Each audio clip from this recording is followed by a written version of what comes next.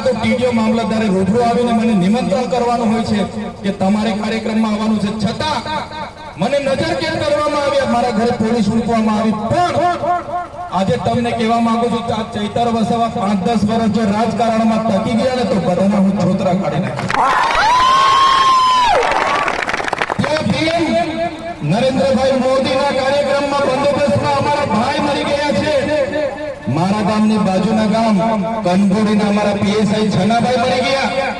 એક પણ ગુજરાત સરકારના રાજકારણી, એક પણ સ્થાનિક નેતાએ, એક પણ પોલીસ અધિકારીએ ભાઈના પરિવારને શું વળતર આપીશું, એમના ઘરમાંથી કોઈને નોકરી આપીશું કે કોઈ વળતર આપીશું એવી કોઈ જાહેરાત નથી કરી કે કોઈ સન્માન નથી આપ્યું। ત્યારે આવનાર દિવસોમાં અમે ગુજરાત સરકાર અને નરેન્દ્રભાઈ મોદીને પણ કહીશું, જે અમારો આદિવાસી ભાઈ સનાભાઈ તડવી તમારી ડ્યુટી કરતા, તમારી ફરજ કરતા જે તમામ